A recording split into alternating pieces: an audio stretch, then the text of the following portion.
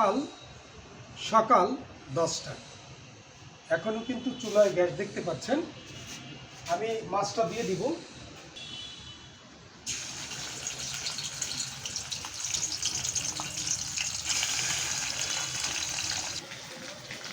আমার মাছ ভাজি হয়ে গেছে, এই যে এখন এটাও আমি উঠাই নেব।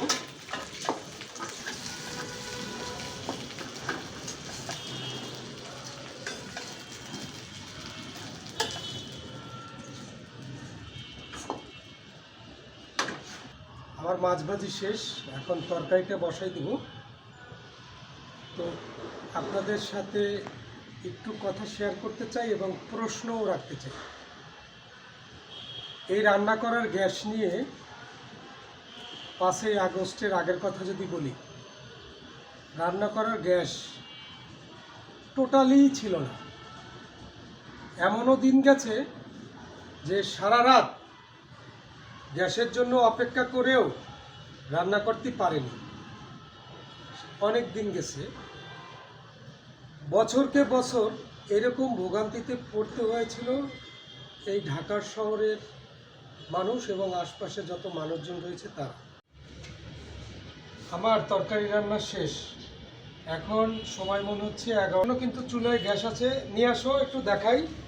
এই যে তরকারি রান্না শেষ হয়ে গেছে আমার, দেখুন। আর এই যে লাল শাকও কিন্তু রান্না শেষ।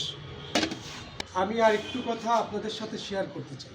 5ই আগস্টের পর থেকেই রান্নার গ্যাসের তেমন কোনো সংকট নেই। আপনারা সেটা দেখেছেন। এই 5ই আগস্টের পর আমরা কোনো নিউজ পাইনি যে রান্নার গ্যাস নিয়ে কোনো আন্দোলন করছে কিংবা এখানে সংকট। গ্যাস কিন্তু এখনও আছে। এই যে দেখেন, আমার রান্নার যেহেতু শেষ হয়ে গেছে। আমার একটা প্রশ্ন, যে 5ই আগস্টের আগে কোনো গ্যাস ছিল না রান্নার, এই দেশ স্বাধীন হওয়ার পরে রান্নার গ্যাস পাওয়া যাচ্ছে। এমন কি হয়েছিল যে আমরা রান্নার গ্যাস পাচ্ছিলাম না আর এখন রান্নার গ্যাস পাচ্ছি?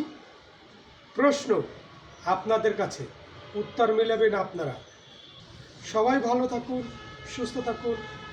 আসসালামু আলাইকুম।